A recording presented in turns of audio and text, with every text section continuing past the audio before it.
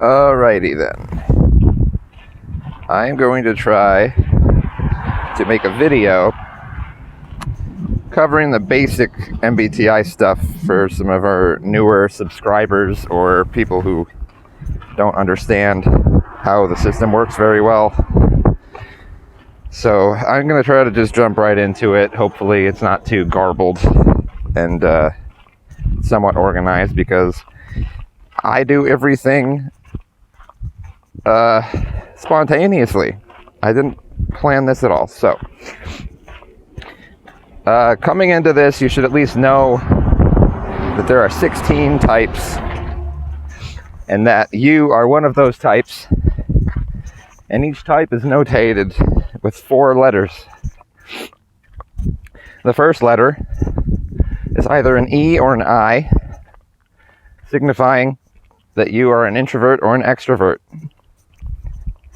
What that means is your first function is either going to be an introverted function or an extroverted function, and if you have an E as your first letter, then your first function is going to be extroverted, and that's really what makes you an extrovert.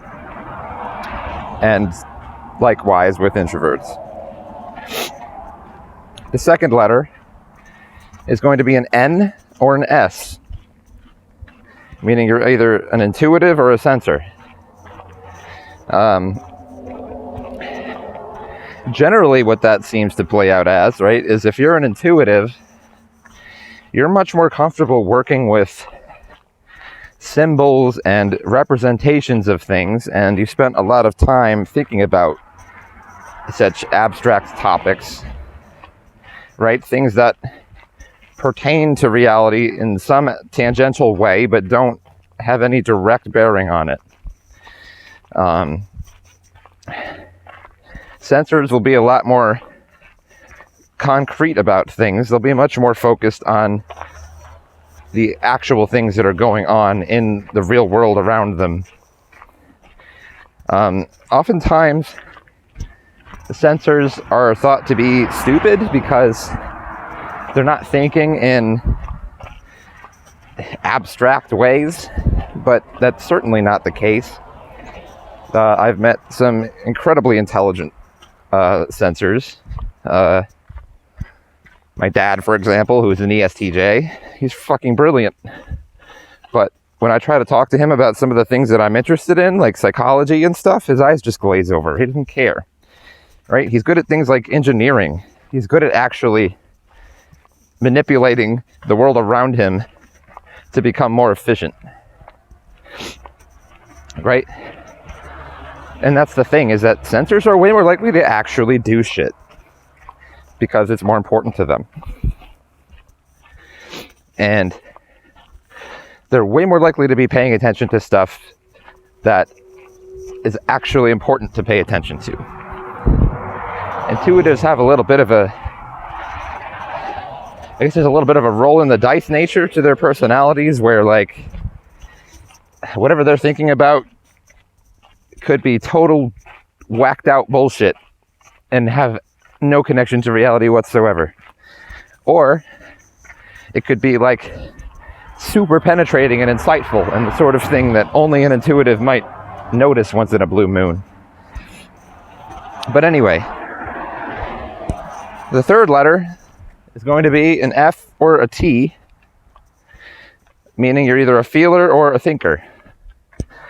I don't really like those words. Socionics uses ethics and logic as opposed to feeling and thinking, which I think is a little closer to the mark. But it's not that feelers aren't capable of thinking or aren't capable of logic. They just, basically, they lean on other tools first in order to solve their problems. Because, as we all know, there's some problems that either can't easily be solved with logic or can't be solved with logic at all. Things like introverted thinking are often a little bit overblown to signify that someone is way smarter than everyone else, but being good at introverted thinking doesn't actually make you necessarily all that capable of solving all the problems that arise in life. Usually you get ahead by, manipulating people's emotions, for example, which isn't always a logical process, although you could do it logically. There are other much quicker, more intuitive ways of, and when I say intuitive, I don't mean in the MBTI sense, I mean in the colloquial sense, much quicker, more efficient, natural ways of, accomplishing your goals with people and in the world around you. Your fourth letter is going to be a P or a J, meaning you're either a judger or a perceiver. And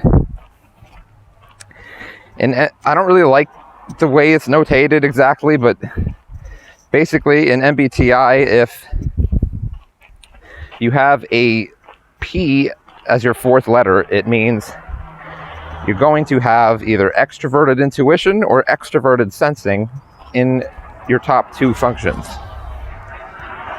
And that's what makes you a quote-unquote perceiver, because rather yours, say, for example, an ENTP or an INTP, you're still going to be displaying a lot of extroverted intuition to other people. And so to them, you're going to look a little bit more, scattered and disorganized and herky-jerky and such things, but it's not necessarily a super accurate way of explaining people, because extroverted intuition is, after all, for me as an INTP, it's my second function. My first function is introverted thinking, which it really makes me more of a judger than a perceiver, meaning I often tend to make judgments, right, and then, right, search for whether I'm wrong or not.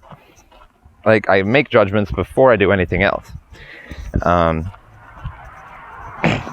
So, they call me a perceiver. I look like a perceiver. It works kind of easily because that way ENTP and INTP can be notated very similarly, and it's a quick way to tell that they use the same functions, right? They're just in a slightly different order.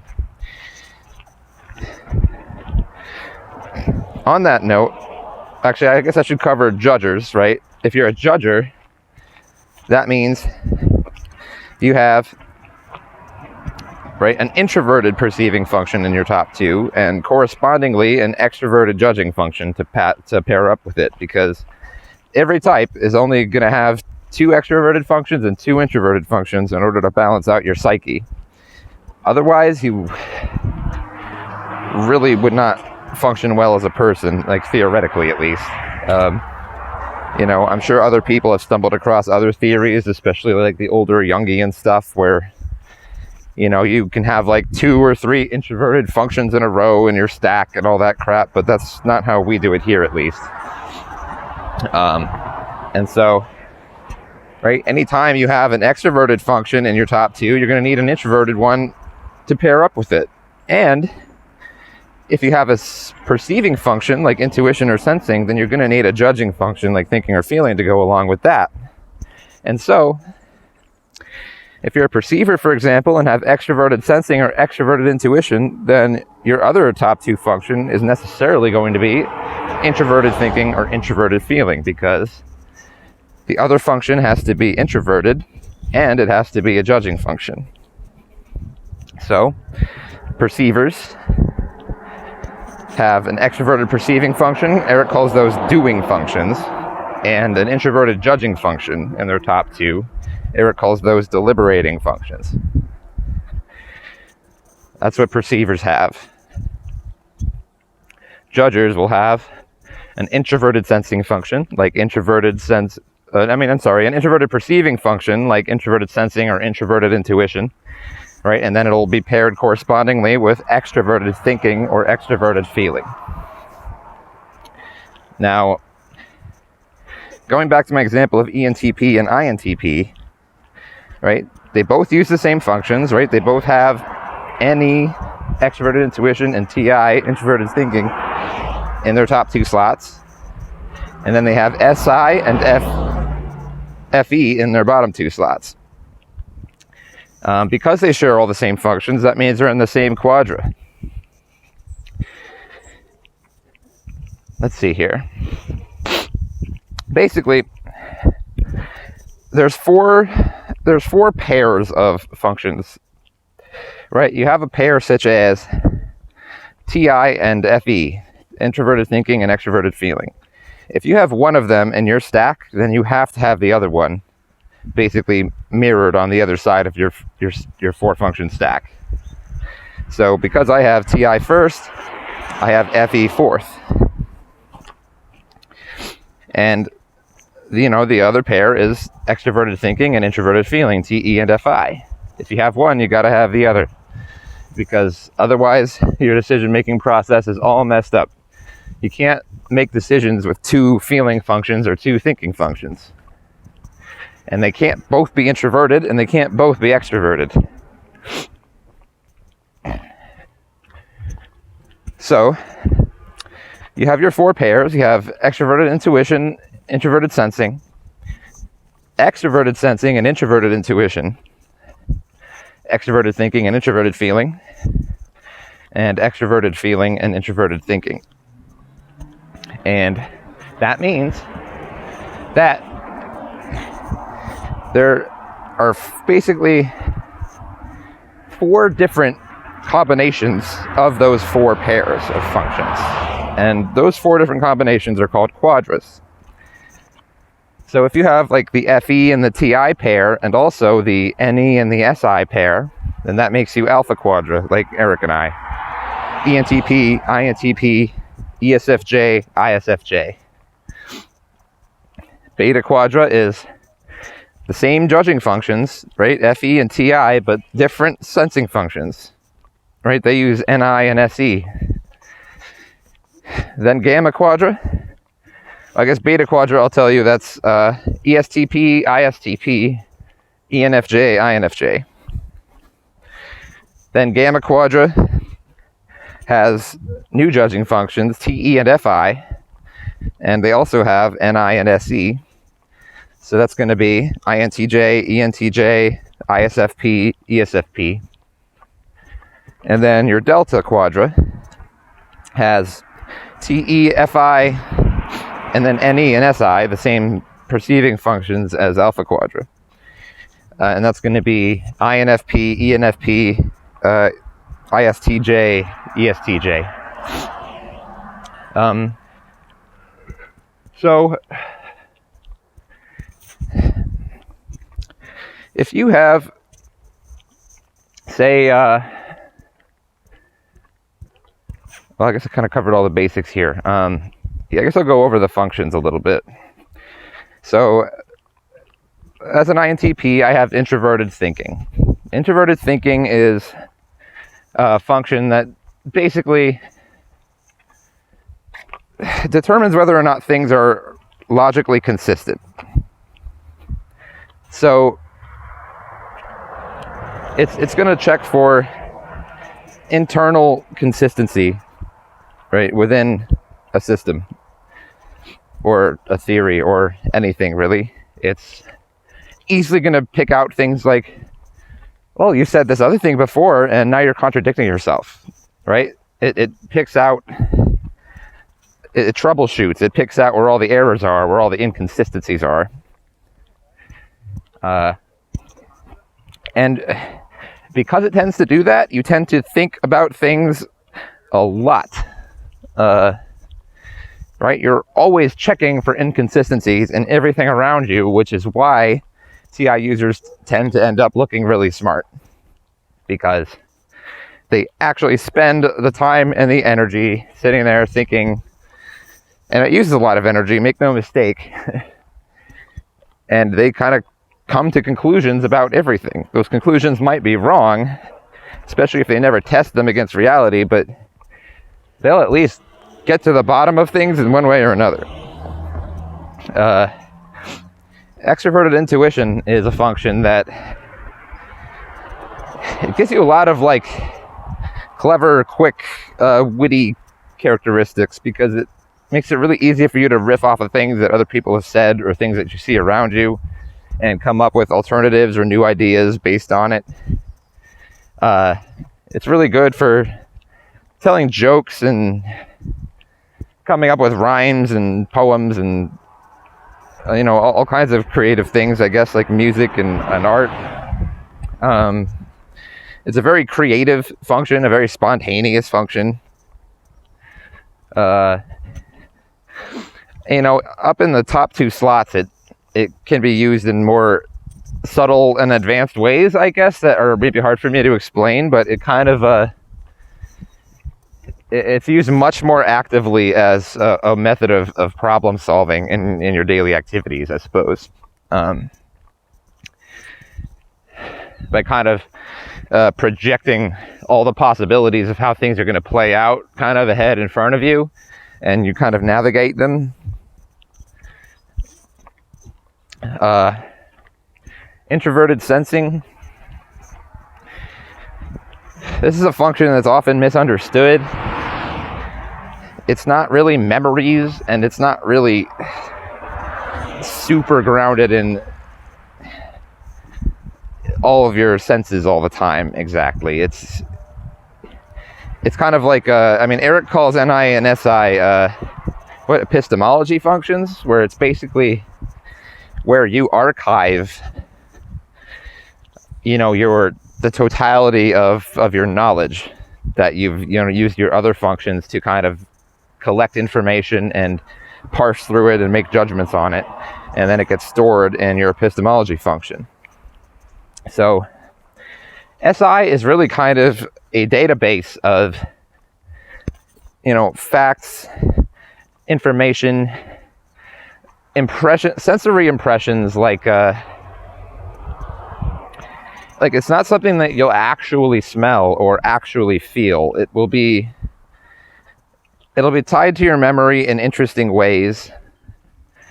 Like, it's sort of like, if you walked through a field of lemongrass or something as a child, and then 30 years later you're walking in a store and you smell lemongrass, and then you get this hyper realistic impression like, whoa, me when I'm 4 years old, and then it kind of dissipates. It gives you like these really strong ties to familiar things, and it allows you to easily build, routines and processes and little sub-narratives that kind of manage daily life around you. It allows you to pay attention to like really, really subtle little vibrations around you and stuff. Like, we were at a restaurant, and some waitress who I immediately knew was like an ISFJ because of this, introverted sensing Dom. She heard my fiance squeezing her ketchup bottle and noticed that it sounded empty and brought her another one. And that's what introverted sensing allows you to pay attention to, like really, really, really fine details like that. Fine sensory details. It makes them really technical in a lot of ways. But anyway, I guess I've said all I can about that for now. Then I'm going on to extroverted feeling. Extroverted feeling is, to put really simply, it's the function that you use to win friends and influence people. It makes you aware of other people's momentary feelings and perceptions. It allows you to manage those perceptions easily if you have it in the top 2 functions, perhaps. And it makes you really, kind of conscious and worried about what other people are thinking.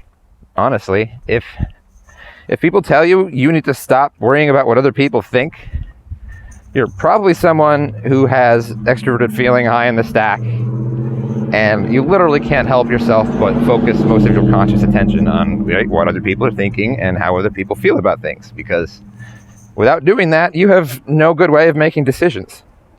And that's fine, because you're really good at it. I should turn around. I'm at the Circle K. Okay. All right. I'm just going to move on to the other 4, which would be my, back stack, or unconscious stack, as Eric would put it.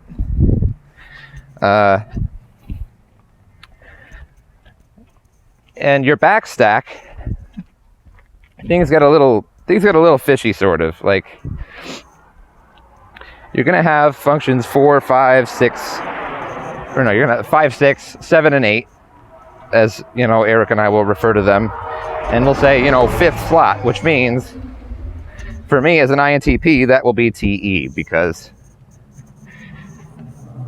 basically 1 and 5, right? 2 and 6, 3 and 7, 4 and 8 are just going to be mirrors of each other. So if you lead with introverted thinking like I do, then your 5th slot is going to be extroverted thinking. And it's going to go down again. Extroverted thinking, introverted intuition, extroverted sensing, introverted feeling. Just the opposites of what mine are.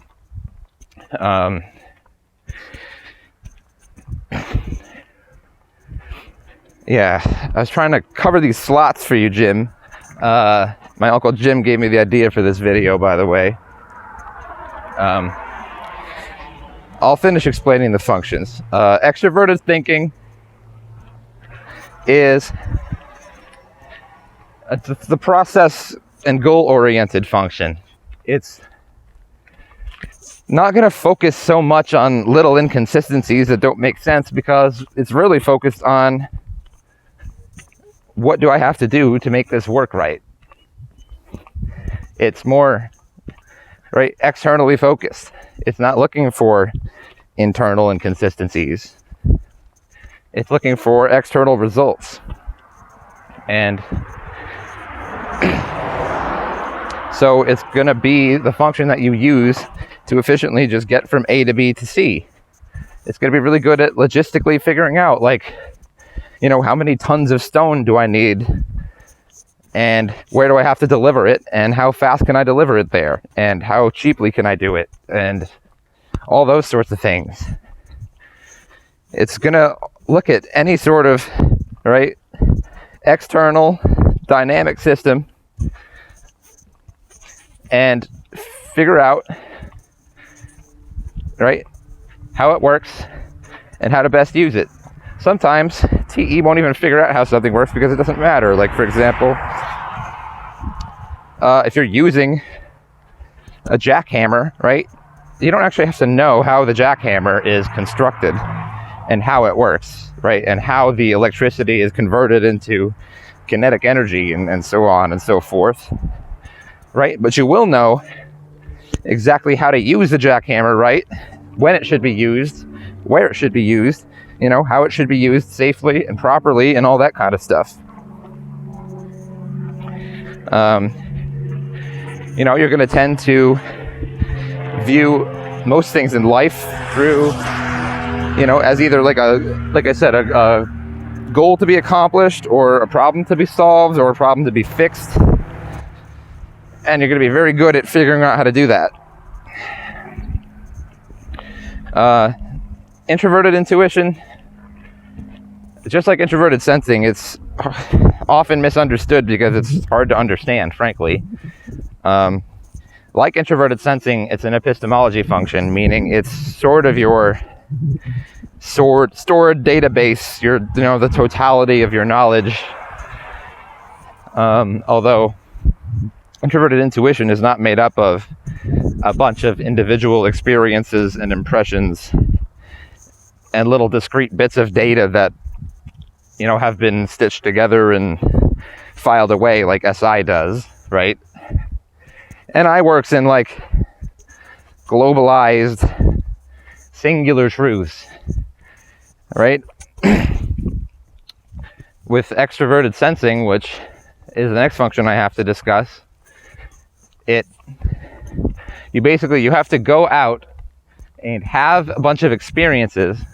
And as you have a bunch of experiences in life, they sort of like filter and dribble down into this unconscious thing that gives you a general idea of how stuff is. However, you're not ever going to remember like specific examples or details of things. Like, for example, when we talk to someone who has polar SI and tool function NI,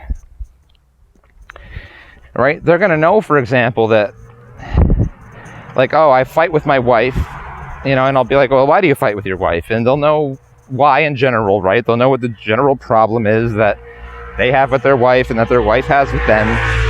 But if you want a specific experience of that happening, right? Can you give me like a specific conversation that happened regarding this like 1 week ago? They won't be able to do it because they don't actually retain what happened. They've experienced it, so they know it, but they don't know it in the sense that they can actually give you an example of it happening, because it's not actually necessary for them to know. And that's how NI works. It's stop getting bogged down in the details, right? You have to look at it from the bird's eye perspective.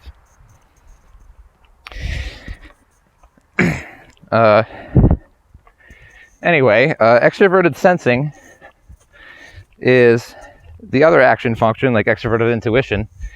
And people who use those functions are often confused because they can both seem very hyper, and they can both seem focused on, intuitive topics sometimes. But the thing about extroverted sensing is it's the function that actually gives you the follow through to do shit. It's not necessarily doing things itself, but it's the function that really gets you to do things when it's high up in your cognitive profile. Because my extroverted sensing is in the polar position, it's really hard for me to even do something like make this video, so I have to just get up and start walking and listen to music and smoke weed or whatever I gotta do, and then eventually I'll be like, okay, I'll start making it, right? High up extroverted sensing, as soon as they decide they want to do something, they do it. And they have no absolute problem at all with kind of switching directions while they're already doing something and doing something else. Just like extroverted intuition in a way, except extroverted intuition only has to ideate, really.